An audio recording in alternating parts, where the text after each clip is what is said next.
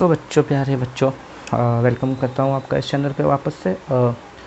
Chemistry का chapter कर रहे थे। जो पिछला वीडियो किया था हमने केमिकल रिएक्शन एंड इक्वेशन का पार्ट 1, उसमें इंट्रोडक्शन किया था थोड़ा बहुत, और ये पढ़ा था हमने चैप्टर के बारे में। कुछ एक्टिविटीज़ की थी उसमें, और एक्टिविटीज़ के आउटपुट्स क्या थे और कब केमिकल रिएक्शन हुआ ऐसा कहते हैं, ये हमने लास्ट टॉपिक में डिस्कस कर लिया था। अब इस टॉपिक में आगे की चीज़ पढ़ने वाले हैं। सर, ये इमोजीज क्यों बना रखे हैं सर? आज क्या चैटिंग वैटिंग सिखाने वाले हो क्या? चुप कर लड्डू, मुझे पता है ये सब तो तुम लोग मुझसे ज़्यादा जानते हो, लेकिन मैं कुछ और बताना चाहता हूँ। देखो, ये इमोजीज़ का कुछ मीनिंग होता है, राइट? तो इमोजीज़ का क्या मीनिंग है कि नॉर्मली हम चैट वैट करते हैं जब नॉर्मली, तो जैसे किसी ने, सामने वाले ने आपको जोक भेज दिया। अब जोक भेज दिया तो आप खुश हो गए, आप हंस रहे हो, ठीक है? तो आप उसको रिप्लाई में ये थोड़े लिखते हो कि अरे वाह अच्छा जोक था, मैं हंस रहा हूँ, ठीक है? आप क्या करते हो, उसकी जगह पर वो लाफिंग वाला इमोजी भेज देते हो, है ना? अच्छा, तो वैसा ही कुछ मैं बताने वाला हूँ कि जैसा लास्ट टॉपिक में हमने क्या किया था, हमने केमिकल इक्वेशंस, केमिकल रिएक्शंस वगैरह थोड़े बहुत एक दो देखे थे। एक एक्टिविटी देखी थी हमने जिसमें हमने मैग्नीशियम को जलाया था, राइट? एक एक्टिविटी थी, उसमें मैग्नीशियम को जलाया था हमने इन प्रेजेंस ऑफ एयर। तो तुमने देखा था वाइट पाउडरी सब्सटेंस बना था, ठीक है? वो पाउडरी सब्सटेंस क्या था, मैंने वही बताया था। क्या था वो पाउडरी सब्सटेंस? वो था MgO, मैग्नीशियम ऑक्साइड था, ठीक है? अच्छा, ये कैसे हुआ था? तो मैं बता दूं कि उसमें हुआ क्या था कि मैग्नीशियम जो था, ठीक है, मैग्नीशियम का रिएक्शन हुआ था। किसके साथ रिएक्शन हुआ था? ऑक्सीजन के साथ। किसके साथ? ऑक्सीजन के साथ, ठीक है? और हमको मिला क्या था उसमें? मिला था मैग्नीशियम ऑक्साइड। क्या मिला था? Magnesium oxide. ये हुआ था हमारा पिछला रिएक्शन। अच्छा, अब ये ऐसा क्यों लिखा हुआ है? देखो, नॉर्मली अगर तुम किसी को बताना चाहते हो कि मैग्नीशियम और ऑक्सीजन का रिएक्शन हुआ है और मैग्नीशियम ऑक्साइड बना है, तो इंग्लिश में कैसे बोलोगे? अंग्रेजी में ऐसे बोलेंगे कि when magnesium is burned in air it reacts with the oxygen and forms magnesium oxide, right? अब ये इतना लंबा चौड़ा स्टेटमेंट बोल रहे हैं, उसको हम शॉर्ट में ऐसे नहीं लिख सकते कि मैग्नीशियम और ऑक्सीजन दोनों कंबाइन हुए और दोनों ने मिलकर क्या बना दिया? Magnesium oxide. तो ये हम ऐसे शॉर्ट में लिख सकते हैं, राइट? नहीं लिख सकते? अच्छा, तो ये तरीका है एक शॉर्ट में डिस्क्राइब करने का उस रिएक्शन को। जो लंबा चौड़ा हम स्टेटमेंट लिखना चाहते थे, उस स्टेटमेंट की जगह हमने ऐसे दिखा दिया, ठीक है? जैसे कि स्माइली और इमोजीज में जो भी हम स्माइली या लाफिंग इमोजी होता है या क्राइंग इमोजी होता है, उन सब का यूज़ करते हैं। तो उसी तरह से हमने इसका इस्तेमाल किया हुआ है यहाँ पर, ठीक है? अच्छा, एक चीज़ इसमें बताने वाली खास ये है कि हम इस इक्वेशन को लिखते कैसे हैं। लिखते ऐसे हैं कि देखो, ये प्लस का सिंबल लगाया है मैंने, ठीक है? प्लस का सिंबल लगाया हुआ है दो ऑब्जेक्ट्स के बीच में। इसका मतलब क्या हुआ कि ये वाला सब्सटेंस और ये वाला सब्सटेंस, ठीक है, ये दोनों क्या कर रहे हैं? रिएक्ट कर रहे हैं, ठीक है? ये दोनों कंबाइन हो रहे हैं आपस में, इसलिए प्लस लगाया हुआ है। इसका मतलब ये कि दोनों आपस में कंबाइन हो रहे हैं। अब ये दोनों कंबाइन होकर एक रिएक्शन करेंगे और एक प्रोडक्ट देंगे, ठीक है? और वो प्रोडक्ट है ये। प्रोडक्ट को मैंने इक्वल टू के इस तरफ लिखा हुआ है, ठीक है? तो एक इक्वेशन लिखने का तरीका क्या है कि हम लेफ़्ट साइड में, जैसे ये मेरा इक्वल टू है, तो इस तरफ लेफ़्ट में हम क्या लिखते हैं? रिएक्टेंट्स लिखते हैं। क्या लिखती हैं? रिएक्टेंट्स। और इक्वल टू के राइट साइड में हम क्या लिखते हैं? प्रोडक्ट्स लिखते हैं। क्या लिखते हैं? प्रोडक्ट्स, ठीक है? तो लेफ़्ट में हम लिखते हैं क्या? रिएक्टेंट्स, और राइट में हम क्या लिखते हैं? प्रोडक्ट्स, ठीक है? तो वही, ये दोनों हमारे मैग्नीशियम और ऑक्सीजन क्या कहलाएंगे? रिएक्टेंट्स कहलाएंगे, क्योंकि ये रिएक्ट कर रहे हैं। तो जो सब्सटेंसेस रिएक्ट करते हैं उसे हम रिएक्टेंट्स कहते हैं, और इनके रिएक्शन के बाद जो हमको सब्सटेंस मिलता है उसे हम प्रोडक्ट कहते हैं। तो इस तरफ रिएक्टेंट्स थे, ठीक है? मैंने रिएक्टेंट्स पूरा ब्रैकेट बॉक्स में ऐसे करके लिख दिया हुआ, मतलब ये दोनों रिएक्टेंट है, ठीक है? अच्छा, इसके अलावा अब ये फिर भी थोड़ा बड़ा लग रहा है, ठीक है? मैं इसको थोड़ा और छोटा करना चाहता हूँ। मैं इसको और छोटा कैसे कर सकता हूँ? इसको और छोटा करने का तरीका है क्या कि मैं उसको सिंबॉलिक फॉर्म में लिखूं। जैसे मैग्नीशियम था ना, मैग्नीशियम का सिंबल Mg होता है, राइट? और ऑक्सीजन था, ऑक्सीजन का सिंबल होता है क्या? ऑक्सीजन गैस है O2, ठीक है? अब इन दोनों का रिएक्शन हुआ, ठीक है? इन्होंने दिया क्या? Magnesium oxide. क्या दिया? Magnesium oxide. तो प्लस क्या दिखा रहा है कि ये कंबाइन हो रहे हैं, ठीक है? यानी रिएक्ट कर रहे हैं। ये Mg और O2 मेरे क्या हैं? ये दोनों रिएक्टेंट्स हैं। क्या है? रिएक्टेंट्स हैं। एरो क्या शो कर रहा है? एरो शो करता है डायरेक्शन ऑफ रिएक्शन, क्या शो करता है, डायरेक्शन ऑफ रिएक्शन। और ये जो MgO है इस तरफ हमारा, ये क्या है, हमारा प्रोडक्ट है, ठीक है। जो मैंने पीछे इक्वल टू लिख के दिखाया था, ठीक है, वो इक्वल टू की जगह पे एक्चुअली में क्या आता है, एरो आता है, ठीक है।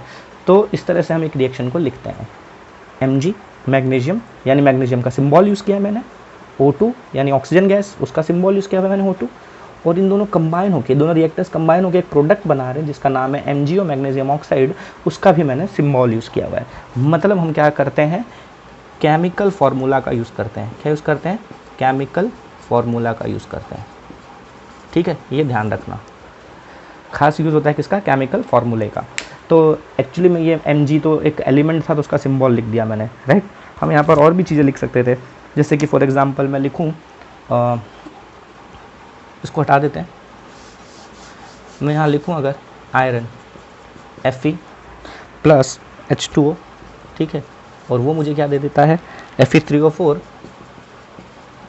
प्लस H2, ठीक है। तो ये क्या है, एक कंपाउंड है, ये भी एक कंपाउंड है। तो यहाँ पर हमने क्या लिखा, ये आयरन एलिमेंट है तो इसका सिंबल लिख दिया, और ये कंपाउंड है, इसका केमिकल फार्मूला लिख दिया, ठीक है। केमिकल फार्मूला, ये फिर से हाइड्रोजन गैस, ठीक है।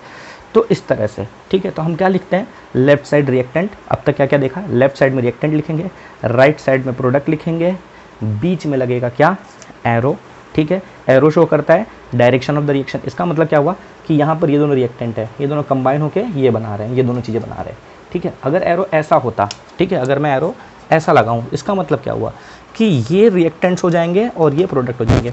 नॉर्मल तरीका क्या है कि एक रिएक्शन, अभी हम फिलहाल 10th में जो रिएक्शंस पढ़ने वाले हैं वो हम सिंगल डायरेक्शन ही वाले ही पढ़ने वाले हैं, ठीक है। हम रिवर्सिबल प्रोसेसेस वाले रिएक्शन नहीं पढ़ने वाले, नॉन रिवर्सिबल पढ़ने वाले हैं।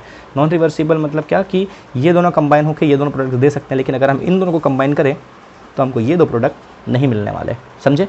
ये कंबाइन होके ये प्रोडक्ट दे देंगे, लेकिन ये दोनों कंबाइन होकर वापस ये प्रोडक्ट नहीं बनाने वाले हैं। इसलिए एरो का डायरेक्शन ऐसा है कि ये दोनों रिएक्टेंट्स हैं और ये प्रोडक्ट्स हैं, ठीक है। अगर मैं ऐसा लिख दूं, ठीक है, ऐसा अगर मैं लिख दूं तो चलेगा, बिल्कुल चलेगा, ठीक है, क्योंकि मैंने इस बार एरो ऐसा दिखाया हुआ है, ठीक है। ऐसे तो टेक्निकली ये सही है, ऐसा कुछ नहीं है, इसमें गलत नहीं है कुछ भी, लेकिन हम ज़्यादातर करके इसको ऐसे ही लिखते हैं, ठीक है। हमारे बुक में हमको ऐसे ही मिलने वाला है ये, लेकिन ये सही है फिर भी, ठीक है, ये भी सही है। तो ये पता होना चाहिए कि इस तरह से भी दिखाया जा सकता है, ठीक है, ओके। इसके अलावा क्या है कि कुछ रिवर्सिबल रिएक्शंस होते हैं, तो उसमें हम दोनों तरफ एरो लगाते हैं, ऐसे भी लगाते हैं और ऐसे भी एरो लगाते हैं, ठीक है। उसका मतलब क्या होता है, उस रिएक्शन में ये होता है कि इधर वाले कंबाइन होकर इधर वाला प्रोडक्ट देंगे, तो ये प्रोडक्ट आपस में कंबाइन होकर ये सब्सटेंस दे सकते हैं, ठीक है। वो रिवर्सिबल प्रोसेस में करते हैं, पर वो अभी हम नहीं पढ़ने वाले हैं, यहाँ पर हमको उस चीज़ को नहीं डिस्कस करना है, ठीक है। तो देख लिया, रिएक्टेंस नॉर्मली लेफ्ट में लिखना है, एरो लगाना है, एरो शो करता है direction of reaction, right side में प्रोडक्ट्स लिखते हैं नॉर्मली हम, पर ये तरीका भी अप्लाई कर सकते हैं, ठीक है, ओके। इसके अलावा हमने क्या देखा कि अब ये रिएक्शंस को देख लो आप, ठीक है। ये रिएक्शंस को देख के एक चीज़ हमको पता चल रही है, क्या पता चल रही है, एक चीज़ ये पता चल रही है कि इस रिएक्शन से हमको कंप्लीट इन्फॉर्मेशन नहीं मिल रही है। कंप्लीट इन्फॉर्मेशन नहीं मिल रही है मतलब क्या, कंप्लीट इन्फॉर्मेशन नहीं मिल रही है, इसका मतलब ये कि देखो यहाँ पर आयरन, ठीक है, मैं इसको मिटा देता हूँ, ये रिएक्शन मेरे काम की तो नहीं है, ठीक है।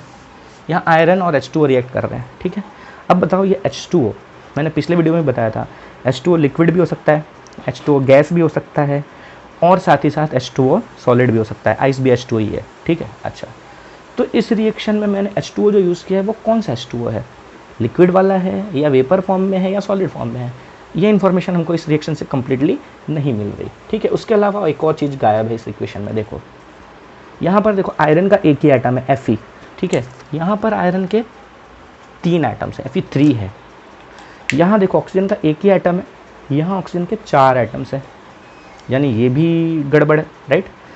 तो ये रिएक्शन अभी कंप्लीट नहीं है, ठीक है, क्योंकि ये रिएक्शन अभी लॉ ऑफ कंजर्वेशन ऑफ मास को सेटिस्फाई नहीं कर रही, जो हमने 9th में पढ़ा था, याद हो तो। लॉ ऑफ कंजर्वेशन ऑफ मास क्या है कि जो रिएक्टेंट्स का मास है, टोटल रिएक्टेंट्स का जो टोटल मास है, प्रोडक्ट का भी टोटल मास उतना ही होना चाहिए। मतलब अगर यहाँ पर 10 ग्राम, ये 4 ग्राम, ये 6 ग्राम ऐसे मिला के रिएक्शन हुआ है, 10 ग्राम सब्सटेंसेस का रिएक्शन हुआ है, तो इस तरफ भी मुझे 10 ग्राम सब्सटेंसेस मिलने चाहिए। मतलब अगर ये 7 ग्राम है तो ये 3 ग्राम होना चाहिए, यानी दोनों तरफ मासेस का बैलेंस होना चाहिए, ठीक है। लेकिन इस रिएक्शन में मासेस का बैलेंस नहीं है। आप देख रहे हो यहाँ पर एक ही आयरन का एटम है, यहाँ 3 एटम है, ठीक है। इसका मतलब मासेस का भी डिफरेंस है, ठीक है। तो ये रिएक्शन अभी भी कंप्लीट नहीं है, लेकिन फिर भी ये रिएक्शन हमको बहुत कुछ इन्फॉर्मेशन दे देती है। सारी इन्फॉर्मेशन तो नहीं दे रही है, बट बहुत कुछ इन्फॉर्मेशन दे रही है। तो हम इस रिएक्शन को स्केलेटल इक्वेशन कहते हैं। क्या कहते हैं? Skeletal equation. ये है हमारी स्केलेटल केमिकल इक्वेशन, ठीक है। तो केमिकल इक्वेशन तो समझ में आ गई आपको। केमिकल इक्वेशन क्या है? एक एक्सप्रेशन है कि रिएक्शन कैसे हो रहा है, कौन से रिएक्टेंट्स कंबाइन हो रहे हैं और क्या प्रोडक्ट दे रहे हैं, इसको डिस्क्राइब करता हुआ इक्वेशन वो होता है केमिकल इक्वेशन। और जिस इक्वेशन से हमको पूरी की पूरी इन्फॉर्मेशन ना मिले, लेकिन फिर भी काम चलाओ इन्फॉर्मेशन मिल जाए, उसे हम कहते हैं स्केलेटल केमिकल इक्वेशन, ठीक है। अच्छा, तो इसका मतलब ये हुआ कि ये इन्फॉर्मेशन अगर कंप्लीट नहीं है तो इसमें कुछ इन्फॉर्मेशन हमको ऐड करना पड़ेगा। अब वो जो ऐड करना पड़ेगा, तो मैंने बताया कि लॉ ऑफ कंजर्वेशन ऑफ मास अभी यहाँ पर सेटिस्फाई नहीं हो रहा है। तो लॉ ऑफ कंजर्वेशन ऑफ मास को सेटिस्फाई करने के लिए क्या करना पड़ेगा? यहाँ 3 आयरन है तो यहाँ भी 3 आयरन होना चाहिए, राइट। यहाँ 4 ऑक्सीजन इस तरफ है तो इस तरफ भी 4 ऑक्सीजन होने चाहिए, ठीक है। तो उस तरह से इसको हमको सेटअप करना पड़ता है, यानी उस प्रोसेस को हम कहते हैं क्या? उस प्रोसेस को कहा जाता है क्या? बैलेंसिंग। क्या कहा जाता है? बैलेंसिंग ऑफ इक्वेशन, ठीक है। तो हमको बैलेंसिंग भी सीखना पड़ेगा, बट बैलेंसिंग मैं आपको इस वीडियो में नहीं समझाने वाला हूँ। बैलेंसिंग हम अगले वीडियो में समझेंगे, क्योंकि वो बहुत ही इंपॉर्टेंट टॉपिक है, ठीक है। और उसको डिटेल में समझना पड़ेगा, उसमें कुछ अच्छे अच्छे एग्जाम्पल्स लेके करने पड़ेंगे। टेक्स्ट बुक में जो भी हमको क्वेश्चन दिए होते बड़े सिंपल है, फटाफट सॉल्व हो जाते हैं, लेकिन कुछ मैं एक्स्ट्रा अलग अलग टाइप के क्वेश्चन दूंगा और वो करवाऊंगा। इसलिए मैं बैलेंसिंग अभी नहीं कवर कर रहा हूँ, मैं सिर्फ मेन टॉपिक्स कवर कर रहा हूँ। बैलेंसिंग को सेपरेटली एक बार हम करेंगे, ठीक है। तो law of conservation of mass valid रहे, वायलेट ना हो, उसके लिए हमको क्या करना पड़ता है? इक्वेशन का बैलेंसिंग करना पड़ता है, ठीक है। अच्छा, ये हो गया। इसके अलावा जो मैंने आपको बताया पीछे कि ये वाटर, ये H2O है, ये लिक्विड स्टेट में है या गैस स्टेट में है या सॉलिड स्टेट में है, हमको नहीं पता। तो हमको इसका स्टेट बताना ज़रूरी है, ठीक है। स्टेट डिस्क्राइब करना ज़रूरी है, ठीक है। अच्छा सर, ये वही स्टेट तो नहीं जो मैंने पिछले वाले वीडियो में बोला था? मार रे इसको, मार। कहाँ से आया ये? इसको समझाता हूँ, कितना समझाता हूँ, समझता ही नहीं है। इसको साइड ले जाओ, साइड ले जाओ। ओके, तो जो स्टेट डिस्क्राइब करना है हमको, हम स्टेट्स कैसे डिस्क्राइब करते हैं तो उस पर आ जाते हैं, ठीक है। स्टेट डिस्क्राइब करने के लिए हमारे पास 4 तरह के स्टेट्स होते हैं, ठीक है। 4 तरह के स्टेट्स हैं। एस यानी कि सॉलिड, हम सॉलिड के लिए यूज़ करते हैं एस। लिक्विड के लिए हम यूज़ करते हैं एल, ठीक है। गैसेस सब्सटेंस के लिए जी यूज़ करते हैं, ठीक है, गैसेस के लिए। और एक्वस के लिए यूज़ करते हैं हम ए क्यू, ठीक है। एक्वस मतलब क्या? डिजॉल्व्ड इन वाटर, ठीक है, डिजॉल्व्ड इन वाटर। क्या मतलब? अगर किसी सब्सटेंस का एक्वस सॉल्यूशन बोला गया है, ठीक है, जैसे सोडियम क्लोराइड NaCl है हमारा सॉल्ट, ठीक है। सॉल्ट को आप पानी में डिजॉल्व करके रखते हो तो वो उसका एक्वस सॉल्यूशन कहलाता है, ठीक है। NaCl को हम पानी में डिजॉल्व कर देते हैं तो वो कहलाता है उसका NaCl क्या है? हमारा एक्वस सॉल्यूशन है, ठीक है। पानी में डिजॉल्व है तो एक्वस है। तो एक्वस का मतलब समझ गए होगे आप, ठीक है। तो यहाँ जो भी सब्सटेंसेस रिएक्ट कर रहे हैं, ठीक है, इन सारे सब्सटेंसेस का स्टेट लिखना ज़रूरी होता है ताकि इन्फॉर्मेशन कंप्लीट पता चले कि तुमने कौन सा सब्सटेंस किस फॉर्म में यूज़ किया हुआ है, बराबर है। अच्छा, तो उसके लिए उसके अलावा एक और इन्फॉर्मेशन है, वो मैं अब आपको बताने जा रहा हूँ। एक इक्वेशन लिखने जा रहा हूँ, उसमें मैं स्टेट भी डिस्क्राइब करूँगा और सारी चीज़ें बताऊँगा, ठीक है। तो जैसे कि तो एक इम्पॉर्टेंट इक्वेशन लेके चलते हैं इस बार, ठीक है। वो इम्पॉर्टेंट इक्वेशन क्या है? CO2 plus H2O gives C6H12O6 plus O2 plus H2O, ठीक है। तो ये एक रिएक्शन है, बहुत ही इंपॉर्टेंट रिएक्शन, जो हम आगे भी पढ़ेंगे और शायद बहुत लोग जानते भी होंगे। ये फोटोसिंथेसिस की रिएक्शन है, ठीक है। फोटोसिंथेसिस रिएक्शन कैसे होती है? तो पता है प्लांट्स के अंदर, लीव्स के अंदर क्लोरोफिल एक पिगमेंट होता है, वो सनलाइट एब्जॉर्ब करता है। प्लांट CO2 और H2O वगैरह एब्जॉर्ब करते हैं और उसके साथ रिएक्शन करा के इस तरह का प्रोडक्ट बनाते हैं, ठीक है। अच्छा, अब ये रिएक्शन क्या कंप्लीट है? सारी डिटेल दे रही है क्या? नहीं दे रही है, डेफिनेटली नहीं दे रही है। हाँ, 2 चीज़ बता रही है कि 2 रिएक्टेंट्स हैं और ये 3 प्रोडक्ट्स हैं, और डायरेक्शन शो कर रहा है कि किस तरफ रिएक्शन हो रहा है, लेकिन उसके अलावा बहुत सी इन्फॉर्मेशन इसमें मिसिंग है। पहली इन्फॉर्मेशन मिसिंग क्या है? स्टेट्स नहीं है सब्सटेंसेस के। सब्सटेंसेस के स्टेट्स यानी कि ये एक्वस फॉर्म में होगा, ये तो लिक्विड होता है, ये वाटर, ठीक है। अच्छा बोलोगे CO2 तो गैस होता है, एक्वस फॉर्म में कैसे होगा? नहीं, प्लांट्स के अंदर जब प्लांट्स एब्जॉर्ब तो कर लेते हैं CO2 एटमॉस्फेयर से, वो तो ऑक्सीजन मतलब सॉरी गैसेस फॉर्म में होता है, लेकिन बाद में वो वाटर के अंदर डिजॉल्व हो जाता है, यानी वो एक्वस फॉर्म में ही यूज़ करते हैं प्लांट्स, ठीक है। उसके अलावा ये ग्लूकोज जो मिलेगा हमको, ये भी एक्वस फॉर्म में होगा। ये मत बोलना कि हमारे घर पे ग्लूकोन डी आता है वो सॉलिड फॉर्म में होता है, हम पानी में डिजॉल्व करके पीते हैं, ठीक है। प्लांट्स एक्वस फॉर्म में ही ग्लूकोज बनाते हैं, ठीक है। उसके अलावा ऑक्सीजन भी यहाँ पर डिजॉल्व फॉर्म में होगा, यानी एक्वस फॉर्म में ही होगा, उसको भी हम AQ से ही डिनोट करेंगे। वाटर भाई ये तो लिक्विड है, ठीक है, तो ये लिक्विड फॉर्म में रहेगा। अच्छा, तो ये सारी कंडीशंस अब हमने स्टेट्स बता दिए। अभी क्या रिएक्शन कंप्लीट है? नहीं कंप्लीट है। क्यों नहीं कंप्लीट है? क्योंकि अभी भी ये इक्वेशन बैलेंस्ड नहीं है। लॉ ऑफ कंजर्वेशन ऑफ मास यहाँ पर अभी भी सही तरीके से नहीं लगा हुआ है, तो वो हमको बैलेंसिंग करनी पड़ेगी। तो बैलेंसिंग तो मैंने बताया कि नेक्स्ट वीडियो में सिखाने वाला हूँ, तो इस वीडियो में उसका लोड देने की जरूरत नहीं है हमको। मैं खाली डायरेक्टली आपको ऐसे ही लिख के दे देता हूँ कि ये इक्वेशन बैलेंस कंडीशन में कैसी होगी, ठीक है। तो ये इक्वेशन बैलेंस कंडीशन में ऐसी दिखेगी, ठीक है। अब आप चेक कर सकते हो कि सारे जो एटम्स हैं, नंबर ऑफ़ एटम्स इस तरफ पर्टिकुलर एलिमेंट के और इस तरफ भी इक्वल अमाउंट में होंगे, ठीक है। अच्छा, क्या अब ये रिएक्शन कंप्लीट है? तो आपने स्टेट बता दिया है, रिएक्टेंट्स प्रोडक्ट्स बता दिए हैं, बैलेंसिंग भी कर दी हुई है, क्या रिएक्शन कंप्लीट है?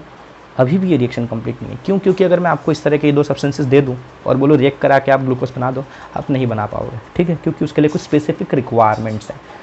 इस मतलब इस रिएक्शन को होने के लिए एक स्पेसिफिक कंडीशन की ज़रूरत पड़ती है। ऐसी हर रिएक्शन को होने के लिए, जैसे कि एक और एग्जांपल मैं ले लूँ आपको, एक कार्बन मोनोऑक्साइड का रिएक्शन करवाऊँ मैं H2 के साथ, तो वो देता है क्या हमको? मीथेनॉल CH3OH, ठीक है।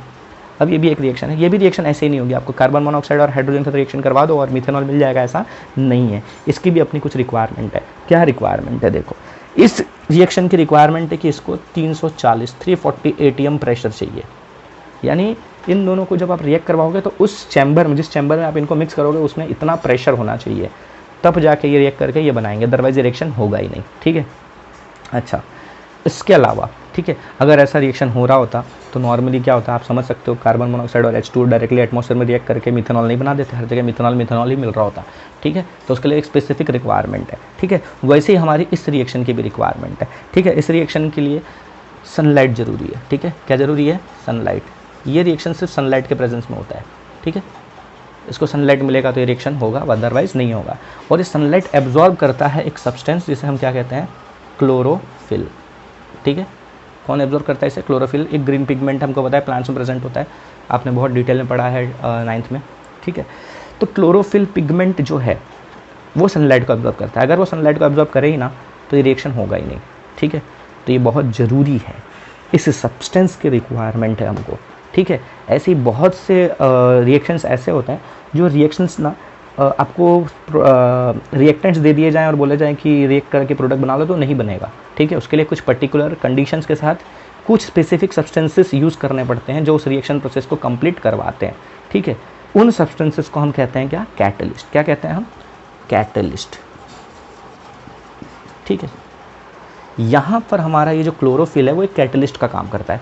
अच्छा, अभी कैटलिस्ट है क्या? एक्चुअली में कैटलिस्ट को हम डिफाइन कैसे करते हैं? कैटलिस्ट एक ऐसा सब्सटेंस है जो रिएक्शन में पार्टिसिपेट तो नहीं करता, ठीक है, रिएक्शन में पार्टिसिपेट नहीं करेगा, ये बस रिएक्शन करने में हेल्प करता है, ठीक है। पार्टिसिपेशन नहीं करता मतलब क्या कि आपने यहाँ पर क्लोरोफिल ऐड किया तो इन 2 रिएक्टेंट्स तो थे, साथ में क्लोरोफिल इनमें ऐड होके कुछ बना रहा है क्या? नहीं, वो सिर्फ रिएक्शन को करने में हेल्प कर रहा है। मतलब ये वो बंदा है जो 2 लोगों के झगड़े को बढ़ाता है और खुद साइड हो जाता है, ठीक है।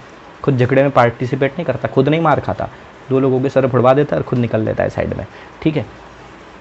तो वो होता है कैटलिस्ट। ये रिएक्शन को प्रमोट करता है, रिएक्शन को फास्ट करवाता है, क्योंकि बहुत से रिएक्शंस ऐसे हैं जो नॉर्मल कंडीशंस में आप उनको मतलब रिएक्टेंट्स को कंबाइन करवा दो, उनके जो रिक्वायर्ड कंडीशंस है वो भी दे दो, फिर भी वो रिएक्शन बहुत स्लो होता है। तो उन रिएक्शंस को फास्ट करने का काम ये कैटलिस्ट करते हैं, ठीक है। तो रिएक्शंस को कम्प्लीटली डिस्क्राइब करने के लिए हमको और भी रिक्वायरमेंट्स हैं कुछ चीज़ों की। क्या क्या चीज़ें देखी हमने यहाँ पर, ठीक है। प्रेशर दिखाना पड़ता है हमको, टेम्परेचर, अभी हम फिलहाल जो चीज़ें हैं वही डिस्कस करेंगे, और भी चीज़ों की ज़रूरत पड़ती है लेकिन अभी वो हमारे सिलेबस से बाहर है। और कैटलिस्ट, ठीक है। प्रेशर टेम्परेचर मतलब हम ओवरऑल इन दोनों को कह सकते हैं कि एक कंडीशन शो करते हैं, ठीक है। तो एक रिएक्शन को कंप्लीटली डिस्क्राइब करने के लिए, क्या क्या इंपॉर्टेंट है, ठीक है। प्रेशर टेम्परेचर कैटलिस्ट मतलब कंडीशंस भी बताना पड़ता है, और अगर कोई कैटलिस्ट यूज़ हो रहा है तो वो कैटलिस्ट भी बताना पड़ता है, और वो इस तरह से एरो के ऊपर नीचे दिखाया जाता है, ठीक है। अच्छा, तो रिक्वायरमेंट्स क्या क्या है एक रिएक्शन को कंप्लीटली डिस्क्राइब करने के लिए? पहली कंडीशन है कि हम रिएक्टेंट्स और प्रोडक्ट्स का जो है केमिकल फार्मूला यूज़ करते हैं, ठीक है। देखा आपने यहाँ पर केमिकल फार्मूला यूज़ करते हैं हम, ठीक है। CO2 H2O C6H12O6 जो भी हमने लिखे हैं ये सब केमिकल फार्मूलाज हैं, ठीक है। यानी सिम्बॉल्स वगैरह का यूज़ करते हैं। दूसरी चीज़, नॉर्मल केसेस में हम एरो के लेफ्ट साइड लिखते हैं रिएक्टेंट्स को और राइट साइड लिखते हैं प्रोडक्ट्स को, ठीक है। अच्छा, ऐसा कोई ज़रूरी नहीं है, उल्टा भी लिखा जा सकता है, लेकिन फिर उस हिसाब से आपको एरो दिखाना पड़ेगा, ठीक है। एरो बहुत इंपॉर्टेंट हो जाता है, तो एरो दिखाना मतलब एरो डायरेक्शन शो करता है, ठीक है। तो वो सारी चीज़ें रिएक्टेंट्स और प्रोडक्ट्स लिखना होता है।